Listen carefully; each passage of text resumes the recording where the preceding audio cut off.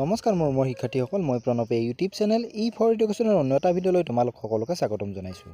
মোৰ শিক্ষাৰ্থীসকল, আজি মই তোমালোকৰ মাজলৈ লৈ আহিছোঁ হায়াৰ ছেকেণ্ডাৰী ছেকেণ্ড ইয়াৰৰ টুৰিজিম এণ্ড হস্পিটেলিটি নামৰ বিষয়টোৰ unit number 1 session 4 customer satisfaction and loyalty.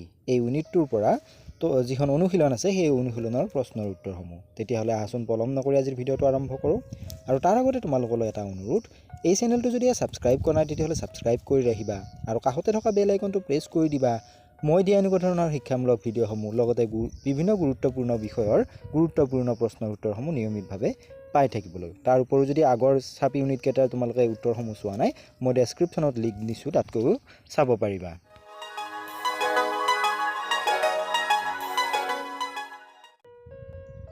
খালী ঠাই পূৰণ কৰা।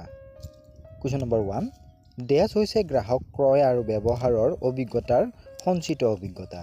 ইয়াৰ উত্তৰটো হ'ব কাষ্টমাৰ ছেটিছফেকশ্যন বা গ্ৰাহকৰ সন্তুষ্টি।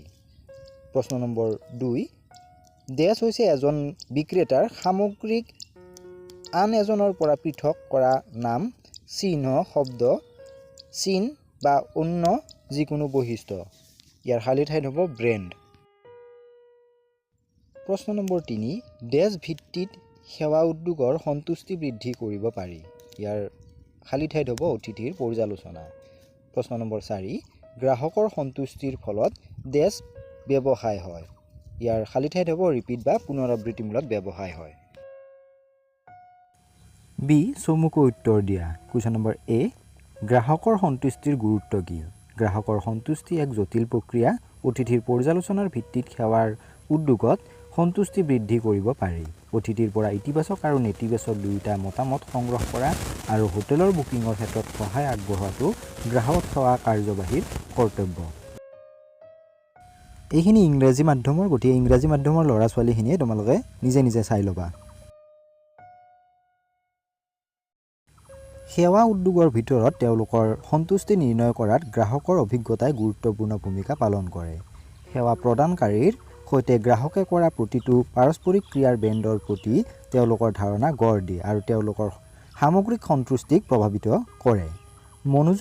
মনোযোগী আৰু ব্যক্তিগতকৃত সেৱা সমস্যাসমূহৰ তৎকালীন সমাধান আৰু নিৰবিচ্ছিন্ন পাৰস্পৰিক ক্ৰিয়াৰ বৈশিষ্ট্যপূৰ্ণ ইতিবাচক অভিজ্ঞতাই উচ্চ মাত্ৰাৰ সন্তুষ্টিৰ সূচনা কৰে। ইয়াৰ বিপৰীতে নেতিবাচক অভিজ্ঞতা যেনে দীঘলীয়া অপেক্ষাৰ সময়, অসহায় কৰ্মচাৰী বা নিম্নমানৰ সেৱাৰ মানদণ্ড অসন্তুষ্টিৰ সৃষ্টি কৰিব পাৰে আৰু আনকি গ্ৰাহকক আঁতৰাই নিব পাৰে। গতিকে সেৱা প্ৰদানকাৰীসকলে গ্ৰাহকৰ সন্তুষ্টি নিশ্চিত কৰিবলৈ আৰু আনুগত্য গঢ়ি তুলিবলৈ প্ৰতিটো টাচপইণ্টত ব্যতিক্ৰমী অভিজ্ঞতা প্ৰদান কৰাত অগ্ৰাধিকাৰ দিব লাগিব।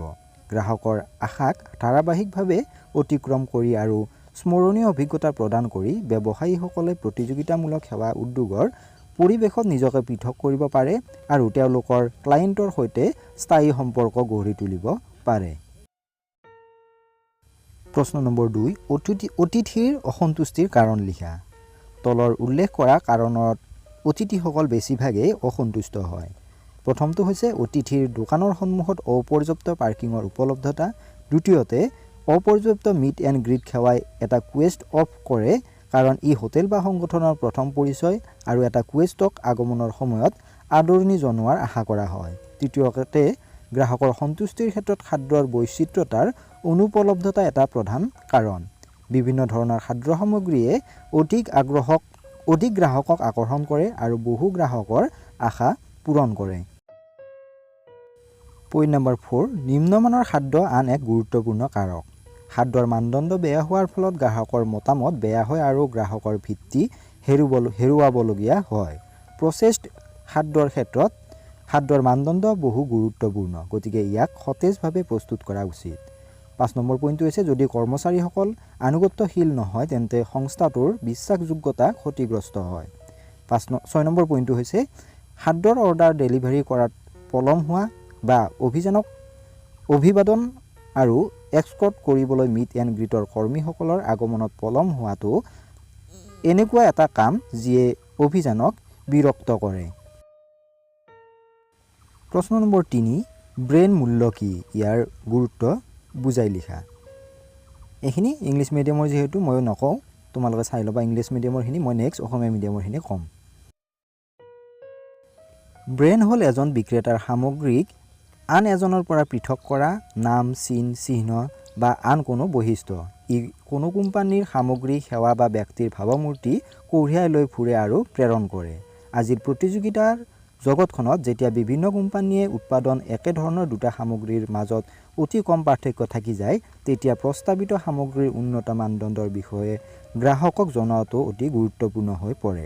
ব্ৰেণ্ড হৈছে এই সঁজুলি যিটো গ্ৰাহকৰ মনত এমবছ হৈ পৰে। তেতিয়াই গ্ৰাহকে কোনো নিৰ্দিষ্ট ব্ৰেণ্ডৰ নামৰ সন্মুখীন হয়। তেতিয়াই তেওঁলোকে ইয়াক নিৰ্দিষ্ট সামগ্ৰী, কোম্পানী বা সেৱাৰ সৈতে সম্পৰ্কিত কৰে যাৰ বাবে ব্ৰেণ্ডটো ব্যৱহাৰ কৰা হৈছে। এইদৰে আতিথ্য উদ্যোগতো ব্ৰেণ্ডৰ মূল্য অত্যন্ত গুৰুত্বপূৰ্ণ।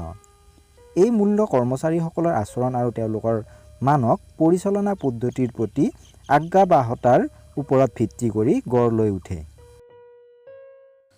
প্ৰশ্ন নম্বৰ 4, গ্ৰাহকৰ প্ৰতিশ্ৰুতি অনুসৰি সেৱা আগবঢ়োৱাৰ গুৰুত্ব কি? প্ৰতিশ্ৰুতি অনুসৰি সেৱা আগবঢ়োৱাটোৱে হৈছে পৰ্যটন আৰু আতিথ্য উদ্যোগৰ মূল শিলাস্তম্ভ। ই গ্ৰাহকৰ বিশ্বাস গঢ়ি তোলে, প্ৰত্যক্ষভাৱে পুনৰাবৃত্তিমূলক ব্যৱসায় আৰু ব্ৰেণ্ড আনুগত্যক পৰিচালিত কৰে আৰু অনলাইন পৰ্যালোচনা আৰু ফেডাৰেলৰ জৰিয়তে প্ৰচাৰত গুৰুত্বপূৰ্ণ ইতিবাচক ভূমিকা পালন কৰে। প্ৰথম পইণ্টটো হৈছে বিশ্বাস গঢ়ি তোলা আৰু বজাই ৰখাৰ কাৰণে অতিথিসকলে অভিজ্ঞতাসমূহ সংগ্ৰহ কৰাৰ আগতে প্ৰায়েই এইবোৰৰ বাবে ধন দিয়ে। তেওঁলোকে আপোনাৰ সেৱাৰ প্ৰতিশ্ৰুতিৰ ওপৰত বহু পৰিমাণে নিৰ্ভৰ কৰে। এই প্ৰতিশ্ৰুতি পূৰণ কৰিলে প্ৰত্যাশা আৰু বাস্তৱৰ মাজত ব্যৱধান দূৰ হয়। প্ৰতিযোগীতকৈ আপোনাৰ ব্যৱসায়ক বিশ্বাস কৰাত তেওঁলোকৰ পচন্দক বৈধতা প্ৰদান কৰা হয়। দ্বিতীয় পইণ্টটো হৈছে ব্ৰেণ্ড আনুগত্য আৰু ৰাজহ বৃদ্ধিৰ সামঞ্জস্যই নিৰ্ভৰযোগ্যতাৰ জন্ম দিয়ে। যেতিয়া কোনো গ্ৰাহকে জানে যে আপোনালোকৰ প্ৰতিষ্ঠানে বিজ্ঞাপন দিয়াখিনিত ধাৰাবাহিকভাৱে প্ৰদান কৰিব, তেতিয়া তেওঁলোকে ঘূৰি অহাৰ সম্ভাৱনা বেছি। নিষ্ঠাবান গ্ৰাহকসকলেও প্ৰিমিয়াম উন্নীতকৰণ আৰু অতিৰিক্ত সেৱাৰ বাবে খৰচ কৰিবলৈ অধিক প্ৰবল, যাৰ ফলত অধিক ৰাজহ হয়। তৃতীয় পইণ্টটো হৈছে আপোনাৰ ব্ৰেণ্ডৰ সুনাম নিয়ন্ত্ৰণ কৰা পৰ্যটন ডিজিটেল পৰ্যালোচনাৰ দ্বাৰা পৰিচালিত। প্ৰতিশ্ৰুতিসমূহ তৎক্ষণাত পূৰণ কৰিব নোৱাৰিলে ৰেটিং বেয়া আৰু নেতিবাচক প্ৰতিক্ৰিয়াৰ সৃষ্টি হয়, যিয়ে এটা ব্ৰেণ্ডৰ সুনামৰ গুৰুতৰ ক্ষতি কৰিব পাৰে। ইয়াৰ বিপৰীতে নিৰ্ভৰযোগ্য সেৱাই ধাৰাবাহিকভাৱে 5 তাৰকা পৰ্যালোচনা আৰু মূল্যৱান জৈৱিক মুখৰ পৰা মুখলৈ বিপণন লাভ কৰে। পইণ্ট নম্বৰ 4, অতি সংক্ষিপ্ত বজাৰত প্ৰতিযোগিতামূলক সুবিধা লাভ কৰি সামগ্ৰীটো যেনে বিমান সংস্থাৰ আসন বা হোটেলৰ কোঠা পণ্য হৈ উঠিব পাৰে। ব্যতিক্ৰমী নিৰ্ভৰযোগ্য গ্ৰাহক সেৱাই এটা প্ৰাথমিক পাৰ্থক্য হিচাপে কাম কৰে, যিয়ে এটা ব্যৱসায়িক কেনেধৰণৰ স্পষ্ট সামগ্ৰী আগবঢ়াব তাৰ পৰা পৃথক কৰে। শেষৰ পইণ্টটো হ'ল ফলপ্ৰসূ ক্ষতি প্ৰশমন। আনকি শ্ৰেষ্ঠ ব্যৱসায়ীসকলেও অভাৱনীয় হিচকিৰ সন্মুখীন হয়, কিন্তু যেতিয়া কোনো ব্যৱসায়ৰ সেৱাৰ প্ৰতিশ্ৰুতি পালন কৰাৰ ক্ষেত্ৰত শক্তিশালী ট্ৰেক ৰেকৰ্ড থাকে, তেতিয়া কোনো ভুল হ'লে গ্ৰাহকে বহু বেছি ক্ষমাশীল হয়।